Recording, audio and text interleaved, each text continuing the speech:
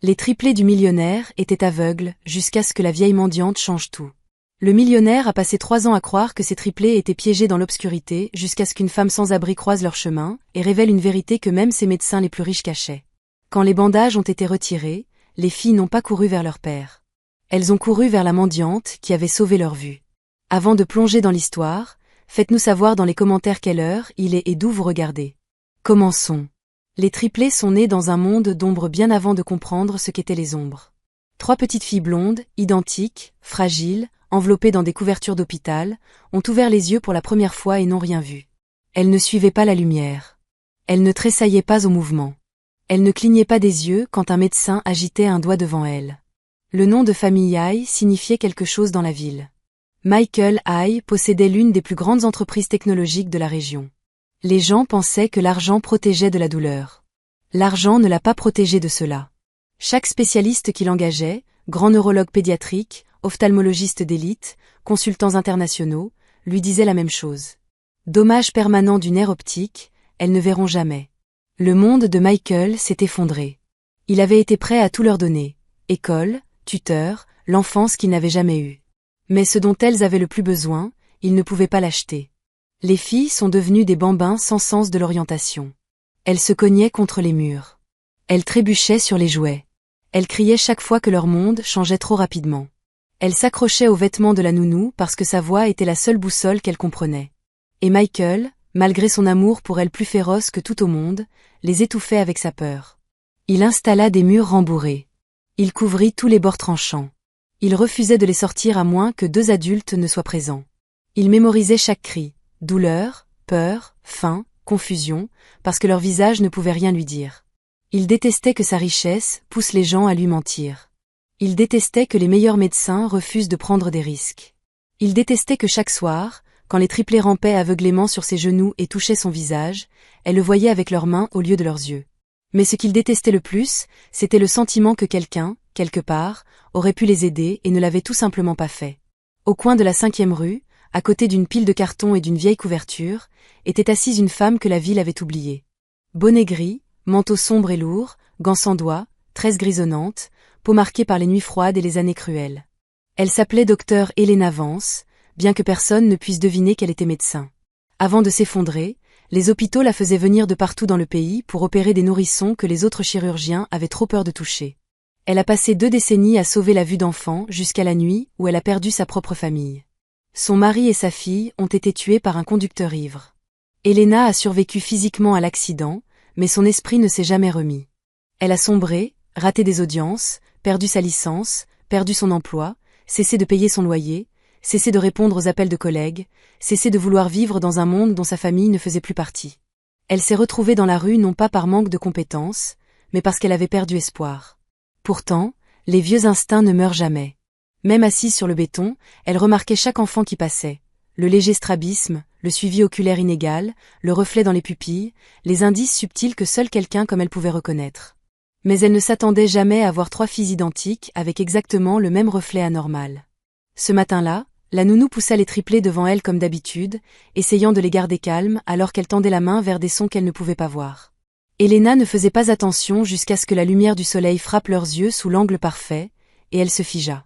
Une lueur blanche brilla à l'intérieur des pupilles des filles. Pas aléatoire, pas insignifiant, pas juste de la cécité. Une lueur qu'elle avait passé toute sa carrière à diagnostiquer. Leucocorie, le signe classique de cataracte congénitale. Son cœur battait violemment contre ses côtes. Elle se leva si brusquement que la nounou sursauta. « Arrêtez! Arrêtez !» cria Helena, la voix cassée. Leurs yeux. Ces filles. S'il vous plaît, arrêtez la poussette. La nounou tira brusquement sur la poignée, surprise. Madame, s'il vous plaît, n'approchez pas, Helena ignora l'avertissement. Sa voix tremblait, mais pas de colère, d'urgence, de précision. Le ton de quelqu'un qui avait passé des années à donner des ordres dans des salles d'opération. Je ne suis pas là pour leur faire du mal. Regardez leurs pupilles. La lueur. Cela ne se produit que lorsque la lumière rebondit sur un cristallin trouble. Si leurs nerfs optiques étaient morts, il n'y aurait aucun reflet. La nounou cligna des yeux, confuse. De quoi parlez-vous? Helena avala difficilement. J'étais ophtalmologiste pédiatrique. Les meilleurs hôpitaux m'appelaient quand des bébés naissaient comme ça. Celui qui a diagnostiqué ces filles n'a pas fait les tests rétiniens appropriés. Ils ont supposé des dommages nerveux parce que c'était le diagnostic le plus sûr. La nounou se raidit. Je dois les ramener à la maison. Non, s'il vous plaît, écoutez. Elena supplia, la voix brisée de désespoir. Ces filles peuvent être aidées. Elles ne sont pas sans espoir. Elles ont juste besoin de quelqu'un d'assez courageux pour intervenir. Mais la nounou éloigna la poussette.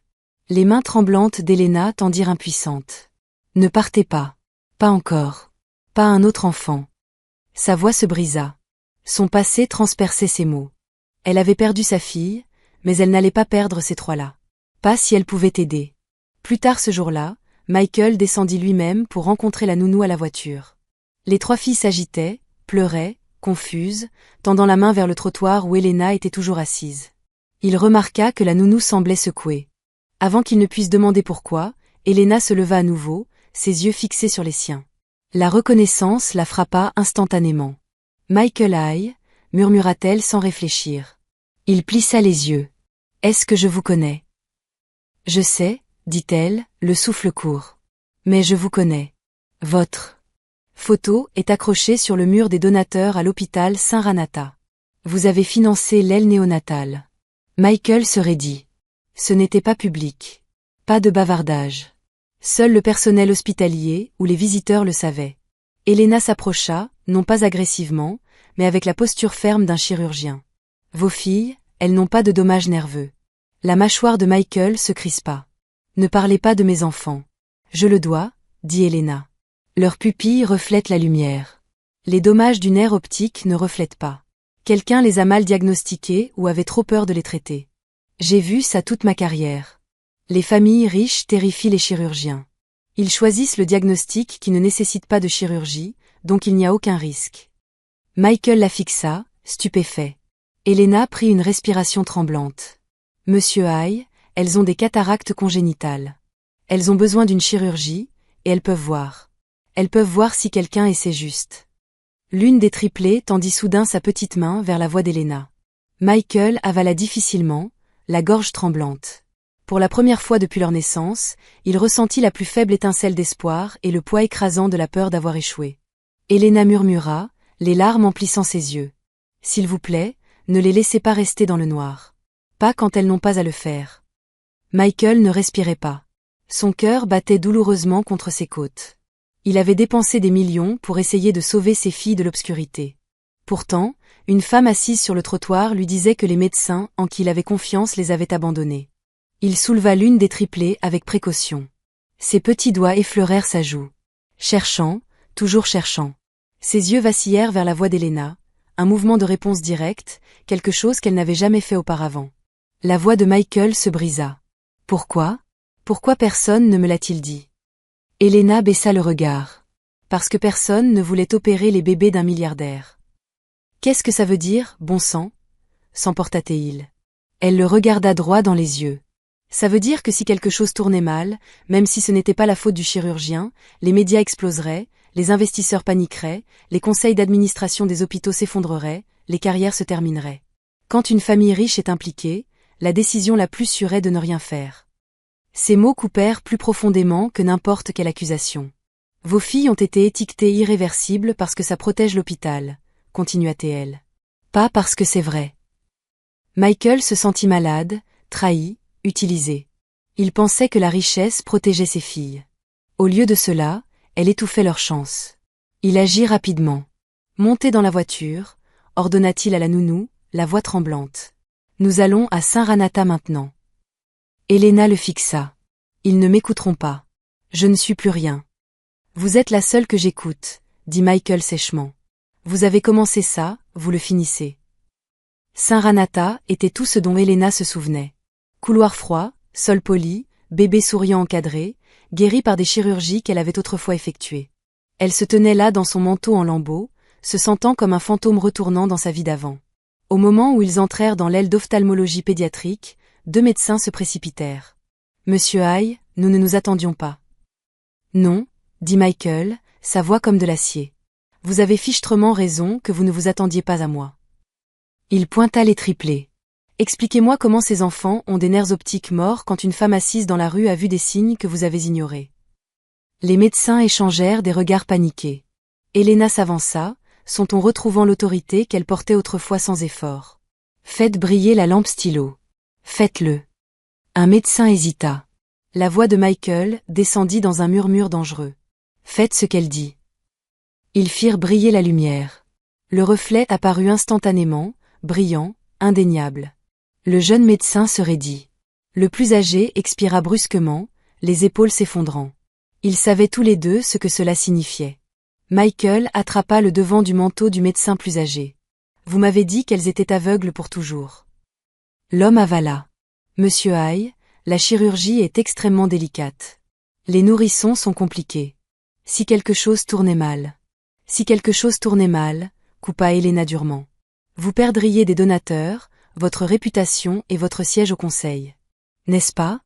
Silence. Un silence coupable, étouffant. Elena continua, la voix serrée de colère. Vous n'avez pas évité la chirurgie parce qu'elle était risquée. Vous l'avez évitée parce qu'elle était politiquement gênante. Le jeune médecin murmura, nous ne voulions pas tout perdre si des complications survenaient. Les mains de Michael tremblèrent. Vous étiez prêt à laisser mes filles vivre dans l'obscurité pour protéger votre image. La culpabilité dans leurs yeux disait tout. Michael se tourna vers Elena. Que dois-je faire? Elena prit une respiration. Vous avez besoin d'un chirurgien qui n'a pas peur. Un qui se soucie plus des enfants que des gros titres. C'est vous? Demanda-t-il doucement. Ses yeux se remplirent. Je ne peux pas opérer. Ma licence a disparu. Mais je peux évaluer, guider et m'assurer que les bonnes mains touchent leurs yeux. Sa voix se brisa. Laissez-moi les aider. Je n'ai pas pu sauver ma fille, mais je peux sauver les vôtres. Michael n'hésita pas, alors vous êtes avec nous. Les médecins se précipitèrent, tirant des dossiers, contactant des unités chirurgicales, commandant des imageries. Pour la première fois depuis des années, l'hôpital bougeait avec urgence au lieu d'évitement, parce que maintenant la vérité était exposée. Elena se tenait derrière la vitre tandis que l'équipe chirurgicale préparait les triplés une par une. Ses mains pressées contre la fenêtre. Ses yeux ne les quittaient jamais. Michael se tenait à côté d'elle, incapable de s'asseoir, incapable de cligner des yeux. Tout son monde, chaque dollar qu'il avait jamais gagné, chaque erreur qu'il avait jamais commise, ne signifiait rien comparé aux trois petites silhouettes sur ses tables. Le chirurgien principal s'approcha d'Elena par l'interphone. Vous aviez raison. Cataracte congénitale sévère, entièrement retirable. Michael faillit s'effondrer. Les chirurgies commencèrent. Les heures passèrent comme des années. Elena murmurait des instructions dans le microphone, corrections subtiles que seul quelqu'un avec des décennies d'expérience connaîtrait. Les chirurgiens écoutaient. L'équipe termina là. Procédure finale. Nous retirerons les bandages dans quelques jours, dit le chirurgien. Mais je crois qu'elles verront. Michael se détourna, couvrant son visage de ses deux mains. Ses épaules tremblèrent. Elena plaça une main tremblante sur son bras. Vous avez bien fait, murmura-t-elle. Il secoua la tête. Non, j'ai 3 ans de retard. 3 jours plus tard, les triplés étaient assises sur un banc bas d'hôpital, s'agitant dans leurs petites robes rouges. Les infirmières se rassemblèrent tranquillement, sachant qu'elles étaient sur le point d'assister à quelque chose de rare. Elena s'agenouilla devant elles. Vous sentirez l'air sur votre visage une fois le bandage retiré. N'ayez pas peur. Michael se tenait derrière elle, les mains agrippant la chaise, terrifié et plein d'espoir en même temps. Ils retirèrent les bandages. Les filles clignèrent rapidement des yeux, confuses, submergées. Puis l'une d'elles fixa droit devant elle et haleta. Ses yeux s'écarquillèrent, vraiment écarquillés, alors que son cerveau traitait quelque chose qu'il n'avait jamais fait auparavant. Une autre fille suivit, puis la troisième. Elles virent des couleurs, des visages, de la lumière, du mouvement, la vie. Et quand elles comprirent pleinement qui était la femme devant elles, la femme dont la voix les avait réconfortées dans la rue, elles éclatèrent en sourires identiques et trottinèrent vers elle, les bras tendus. Michael regarda, stupéfait. Elle ne courait pas vers lui. Elle courait vers elle, vers la femme sans abri qui les avait sauvées quand les médecins les plus riches du monde ne le feraient pas. Elena les attrapa dans ses bras, sanglotant. Vous pouvez voir. Vous pouvez vraiment voir. Les infirmières pleurèrent. Michael couvrit sa bouche alors que des larmes coulaient sur son visage. Pour la première fois de leur vie, les triplés regardèrent directement dans les yeux de quelqu'un. Et la première personne qu'elles virent vraiment fut la mendiante que le monde avait rejetée. Si ce moment vous a choqué, imaginez ce qui se passe ensuite. Aimez, commentez et abonnez-vous parce que des histoires comme celle-ci nous rappellent que les héros ne portent pas toujours des blouses blanches. Feriez-vous confiance à un étranger avec tout ce que vous aimez ?